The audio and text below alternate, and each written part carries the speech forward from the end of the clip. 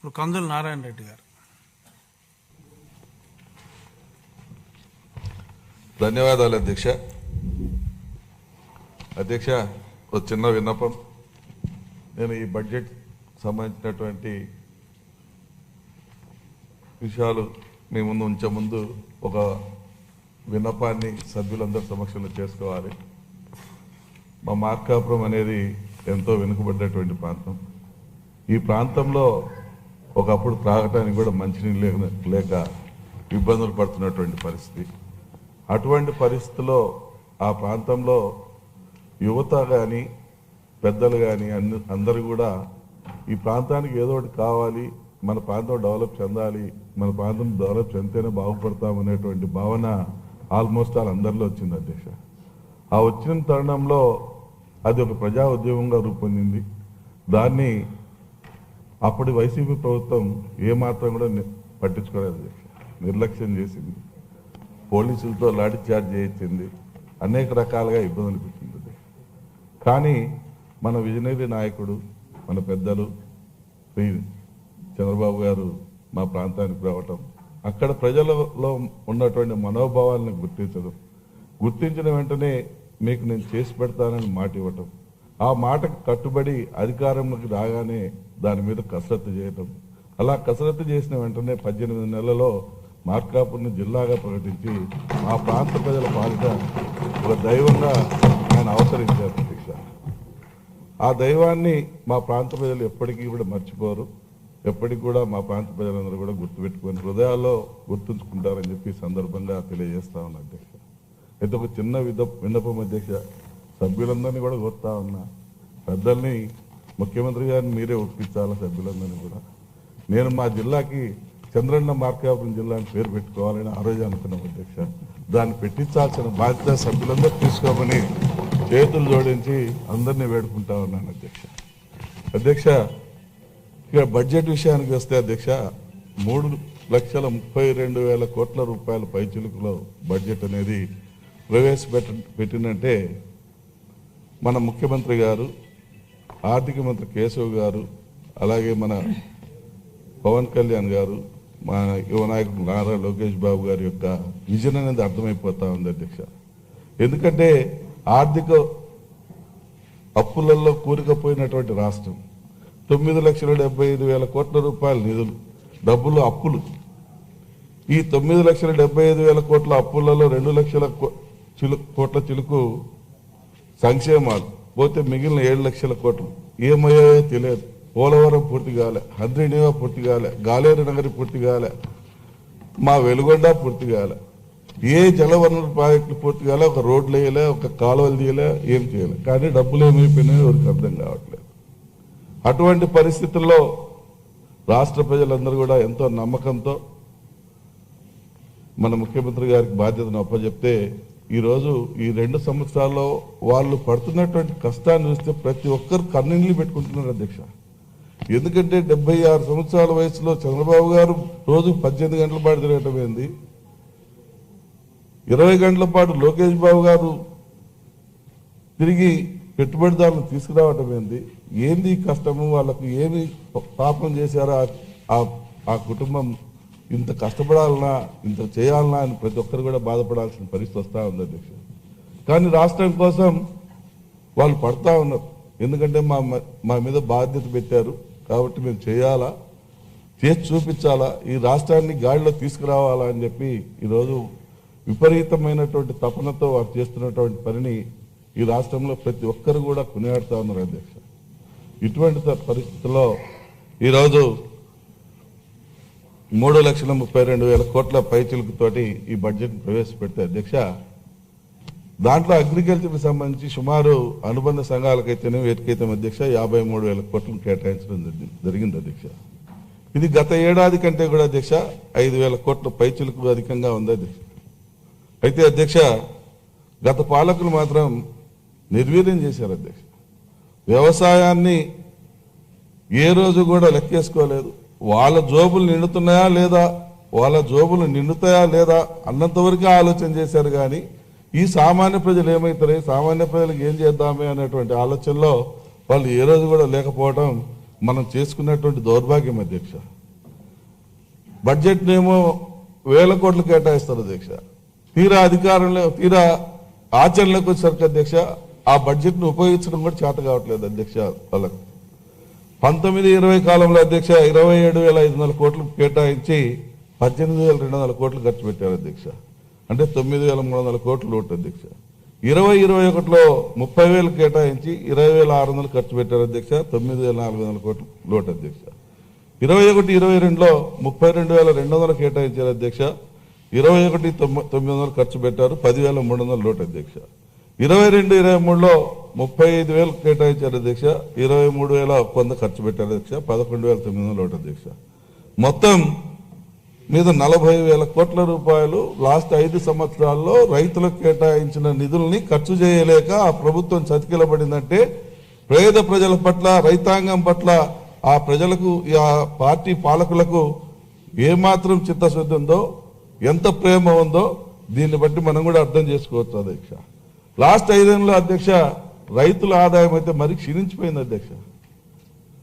2014-19 మన ముఖ్యమంత్రిగా విజనరీ నాయకుడు చంద్రబాబు గారు ఉన్న సమయంలో ఆ రోజు రైతు వార్షిక ఆదాయం 1,48,000 ఉంది అధ్యక్ష. 2023 నుంచి 24 నుంచి 29 వరకు వాళ్ళ అధికారంలో ఉన్నసరికి అది 1,05,000 పడిపోయింది అధ్యక్ష. వ్యవసాయ రుణాల అధ్యక్ష ఆ రోజుట్లో 66,000 కోట్లు ఉంటే అధికారం 24-29 మధ్యన 19-24 మధ్యన 1,22,000 కోట్లు వచ్చింది అధ్యక్ష. రైతు ఆత్మహత్యలేమో 1,642 అప్పటి 14-19లో జరిగితే 19-24 వచ్చేసరికి అధ్యక్ష 3,812 జరిగాయి అధ్యక్ష. రైతుల ఆదాయం 35% పడిపోయింది అధ్యక్ష. రైతుల రుణభారం మాత్రం డబల్ అయిపోయింది అధ్యక్ష. అంటే రైతుని ఏ రకంగా కాపాడుకుందాం, ఏ రకంగా కాపాడుకోవాలన్నటువంటి ఆలోచన అనేది ఏమాత్రం చేయకుండా రైతుని అడ్డంగా నరికేశాడు, అడ్డంగా రైతుని చంపేశాడు, రైతు దేనికి పనికిరాని విధంగా తయారు చేశాడు అనే విధంగా ఈరోజు ఈ యొక్క గణాంకాలే చెప్తా ఉన్నాయి అధ్యక్ష. ఇన్పుట్ సబ్సిడీలు అధ్యక్ష సరిగా అవి కూడా రైతులు సక్రమంగా చేరలేదు అధ్యక్ష. ఇన్పుట్ సబ్సిడీలను కూడా సక్రమంగా ఇవ్వకుండా, ఇన్పుట్ సబ్సిడీ ఇవ్వకపోయేసరికి రైతు ఆత్మహత్యలు పెరిగిపోయాయి అధ్యక్ష. 2020లో అధ్యక్ష 8,20,000 మంది రైతులకు ఇన్పుట్ సబ్సిడీ ఇవ్వాల్సి ఉంటే 4,90,000 మందికి ఇచ్చారు అధ్యక్ష. 2021లో 9.6 లక్షల మంది రైతులకు ఇవ్వాల్సి ఉంటే 5.8 లక్షల మందికి ఇచ్చారు అధ్యక్ష. 2022లో 10.1 లక్షల మందికి ఇన్పుట్ సబ్సిడీ ఇవ్వాల్సి ఉంటే 6.2 లక్షల ఇన్పుట్ సబ్సిడీలు ఇచ్చారు అధ్యక్ష. ఈ రకంగా రైతుల్ని కూడా సక్రమంగా చూసుకోలేనటువంటి ఒక దౌర్భాగ్య ప్రభుత్వంగా గత ప్రభుత్వం తయారై ప్రజల చేత ఈరోజు ముటిక్కాయలు లేపించుకొని మూలన కూర్చునేటువంటి పరిస్థితి వచ్చిందని చెప్పి ఈ సందర్భంగా మనవి చేస్తున్నా అధ్యక్ష. సబ్సిడీలు ఇస్తున్నామని చెప్తారు, సబ్సిడీలు కూడా మోసమే అధ్యక్ష.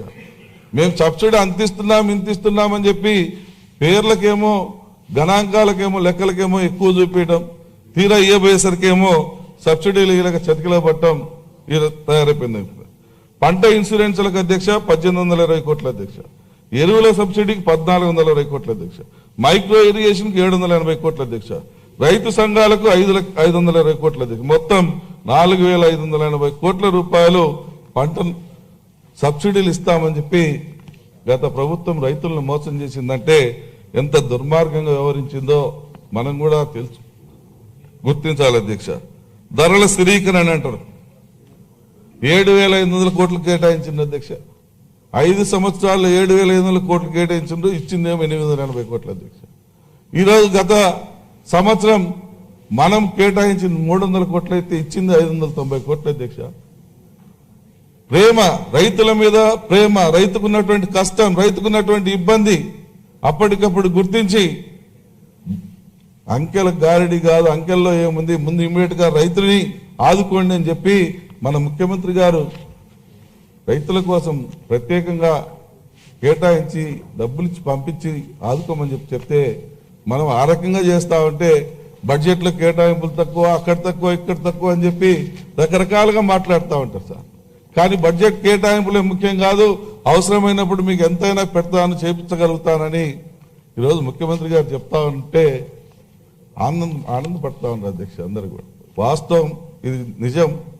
వాస్తవంగా చెప్పింది ఒకటైతుందా, చేస్తున్నసరికల్లా, ఆచరణలోకి వచ్చేసరికల్లా ఎక్కువ లాభపడతా ఉన్నామని చెప్పి ప్రతి ఒక్క రైతు కూడా ధైర్యంగా గుండె మీద చేసుకొని ఈరోజు పంటలు పండించుకునేటువంటి ధైర్యాన్ని మన ముఖ్యమంత్రి గారు కల్పించారని చెప్పి ఈ సందర్భంగా తెలియజేస్తాను అధ్యక్ష. నేను ఇటీవల కాలంలో ఒకటి చూశాను అధ్యక్ష. రైతన్నా మీకోసం అని చెప్పి అధికారులు ఇంట్లోకి పోయారు అధ్యక్ష. అధికారులు ఇంటికి పోయి గత ప్రభుత్వాల మాదిరి ఒక రోజులో 2 రోజుల్లో సర్వే చేసి రాలేదు అధ్యక్ష. ఈసారి 70 ఇండ్లకు ఒక్కరోజు మాత్రమే పోయి నీకేం కావాలి, ఏమి ఇస్తే బాగుపడతావు, ఏం చేస్తే బాగుపడతావు, ఏం చెయ్యాలి, ఏం కావాలనుకుంటున్నావు, ఇలా ఒక్కొక్కటి వివరాలు అడిగి అన్ని నోట్ చేసుకొని మన రైతాంగానికి ఒక నమ్మకాన్ని, మన రైతాంగానికి ఒక మంచి ప్రేరణని ఈరోజు మన ముఖ్యమంత్రి గారు కల్పించారు అధ్యక్ష. ఆ రకంగా చేయటం వల్ల రైతు కూడా నాకు ఈ ప్రభుత్వం ఆదుకుంటుంది, ఈ ప్రభుత్వం నన్ను నిలబెడుతుంది, ఈ ప్రభుత్వం దయ వల్ల నేను కోటీశ్వరుని అవుతాను అనేటువంటి ధైర్యాన్ని ఈరోజు సంపాదించాడు అధ్యక్ష. అలాగే ఈరోజు చూస్తా ఉన్నాం అధ్యక్ష, అసలు మా ప్రకాశం జిల్లా ప్రజలైతే జీవితాంతం ముఖ్యమంత్రి గారిని మర్చిపోకూడదు అధ్యక్ష. ఎందుకనంటే రాయలసీమ హార్టికల్చర్ హబ్గా పెడతా ఉన్నప్పుడు ప్రత్యేకంగా ముఖ్యమంత్రి గారు మా ప్రకాశం జిల్లా పట్ల ఉన్నటువంటి మక్కువతో మా ప్రకాశం జిల్లా రైతులు పడుతున్నటువంటి బాధలను గుర్తించి మా జిల్లాను కూడా దాంట్లో చేర్పించారు అధ్యక్ష హార్టికల్చర్ హబ్లో.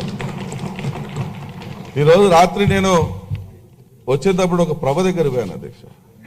మా రైతులకు చెప్పాను అధ్యక్ష, అరే బాబు మన పొలాలన్నీ హార్టికల్చర్ హబ్లో చేరినాయి, ధైర్యంగా ఉండండి అంటే వాళ్ళు కొట్టిన ఈలలు సీటీలు తట్టుకోలేకపోయినాం అధ్యక్ష. వాళ్ళ ఆనందం అంత ఉంది అధ్యక్ష. ఎందుకంటే కరువు ప్రాంతం, వెనుకబడ్డ ప్రాంతం, నీళ్లు దగ్గర 1000 అడుగులు వేస్తే కానీ బోర్లు పడినటువంటి ప్రాంతం. ఇటువంటి ప్రాంతాన్ని ఈరోజు 30,000 కోట్ల రూపాయల నిధులు తీసుకొచ్చి మీ ప్రాంతంలో బాగుపరుస్తాం, మీకు బ్రహ్మాండంగా చేసి పెడతామని చెప్పినప్పుడు ఆనందం ఎట్లా ఉంటుంది అధ్యక్ష? బ్రహ్మాండంగా మా ప్రాంతంలో రైతులు ఎంజాయ్ చేస్తా ఉన్నారు అధ్యక్ష. ఎప్పుడు వస్తుందా, ఎప్పుడు మా ప్రాంతాన్ని బాగుపరుచుకుంటామా, ఎప్పుడు మా పిల్లల జీవితాల్లో మేము వెలుగులు చూస్తామా అని చెప్పి ప్రతి ఒక్కరు కూడా ఆనందపడతా ఉన్నారని చెప్పి ఈ సందర్భంగా తెలియజేస్తా ఉన్నాను అధ్యక్ష. అయిపోయింది అధ్యక్ష, 2 నిమిషాలు అధ్యక్ష. అలాగే ఇరిగేషన్ వ్యవహారం కూడా అధ్యక్ష, వెలుగొండ ప్రాజెక్టు విషయంలో మా చెవులలో అయితే పూలు పెట్టారు అధ్యక్ష. పూలు కూడా కాదు అధ్యక్ష, క్యాలీఫ్లవర్లు పెట్టిపోయారు అధ్యక్ష. అసలు ప్రాజెక్టు పూర్తి కాలేదు, అయిపోయింది లేదు సార్, ప్రాజెక్టు పూర్తి కాలేదు సార్. రంధ్రం చూపించి ప్రాజెక్టు జాతికి అంకితం చేస్తున్నా అని దాన్ని ఓపెన్ చేసిపోతే మా ప్రాంతంలో ఉన్న నాయకులందరూ పోయి సంకలు కొట్టారు సార్. ఆ మోటార్లు అద్దెక అసలు మోటార్ నీళ్ళు వస్తాయి కదా మోటార్ పెట్టడానికి, అసలు ఊరికే సార్ కొద్దిగా రంధ్రం ప్రూవ్ చేసి జాతికి అంకితం చేస్తున్నా అని చెప్తే ఈరోజు నేను మా మంత్రి గారు నిమ్మల రామారెడ్డి గారు పోయి మేము ఆ ప్రాజెక్టును చూస్తే సార్ ఇంకా 4,000 కోట్లు కావాలి సార్. ఇంకా సంవత్సరంన్నర ఉరుకుల పరుగుల మీద పని చేపిస్తే సంవత్సరంన్నరకు వచ్చింది సార్. ఇప్పుడు ఇంకొక 6 నెలలు అయిపోబోతుంది సార్. అంటే 2 సంవత్సరాల పాటు ఉరుకుల పరుగుల మీద చేపిస్తున్నటువంటి ప్రాజెక్టుని 2 సంవత్సరాల నాడే పూర్తి అయిపోయిందని ఓపెన్ చేసిపోయినామంటే ఎంత అమాయకులం సార్ మేము. మా ప్రజలు ఏమో అమాయకులు అనుకున్నాడు సార్. ఏ రకంగా మా చెవులో పూలు పెట్టిపోయాడు సార్. అంత దుర్మార్గంగా పూలు పెట్టిపోయినటువంటి అతన్ని అసలు ఏమనాలో ఏం చేయాలో అర్థం కాకుండా సార్. ఈరోజు మంత్రి గారు, ముఖ్యమంత్రి గారు మా ప్రాంతం పట్ల చూపిస్తున్నటువంటి ప్రేమ నిజమైనది అని చెప్పి ప్రతి ఒక్కరు కూడా హర్షించేటువంటి పరిస్థితి వచ్చింది సార్. ఎందుకంటే 1 నెలలో వెలుగొండ ప్రాజెక్టు సందర్శన కోసం 4 సార్లు వచ్చినటువంటి మంత్రి గాని ఇంకొకరు గాని ఎవరూ లేకపోవడం, 30 సంవత్సరాల చరిత్రలో ఒకే నెలలో 4 సార్లు వచ్చి ఆ ప్రాజెక్టు ఉరుకుల పరుగుల మీద చేపించడం తొలిసారి చూస్తా ఉన్నాం సార్. మా ప్రాంత ప్రజల్లో ఒక ఆశ వచ్చింది సార్. మా ప్రాజెక్టు పూర్తి అవుతుంది, మాకు నీళ్లు వస్తాయి, మా ప్రాంతం సస్యశ్యామలమవుతుంది అన్నటువంటి నమ్మకం మా ప్రజల్లో కలిగింది సార్. అయితే ఎట్టి పరిస్థితుల్లో జూన్ జూలై కల్లా కంప్లీట్ చేయాలన్న సంకల్పంతో మన ముఖ్యమంత్రి గారు, మన రామానాయుడు గారు, నిమ్మల రామానాయుడు గారు శరవేగంతో పనిచేపిస్తా ఉన్నారు సార్. అది కూడా ఎట్టి పరిస్థితుల్లో పూర్తవుతుంది. మా ప్రాంత ప్రజల యొక్క కళ సాకారమవుతుంది. మా కళ సాకారమైన రోజున జీవితాంతం మన ముఖ్యమంత్రి గారిని హృదయాల్లో పెట్టుకునే విధంగా మా ప్రాంత ప్రజలు సుస్థిర స్థానం ఏర్పరచుకుంటారని చెప్పి కూడా ఈ సందర్భంగా తెలియజేస్తాను సార్. అంటే ఇప్పటికే ఏర్పరచుకోలేదని కాదు సార్, ఇప్పటికి ఆల్రెడీ ఆయన మా హృదయాల్లో, మా ప్రాంత ప్రజల హృదయాల్లో ఉండిపోయారు సార్. ఇంకా ఈ యొక్క వెలుగొండ ప్రాజెక్టు కింద ఇంకా పూర్తి చేసి ఇచ్చిండా సార్? నెత్తిన గంగ చల్లుకున్నట్టు చల్లుకుంటారు సార్ నీళ్ళు. ఆ రకంగా మా ప్రాంత ప్రజలు కృతజ్ఞతతో మన ముఖ్యమంత్రి గారు రుణం కూడా తీర్చుకుంటారని చెప్పి ఈ సందర్భంగా నేను మనవి చేసుకుంటూ ఈ అవకాశం కల్పించిన నాకు నేను హృదయపూర్వక నమస్కారం తెలియజేసి సెలవు తీసుకుంటాను.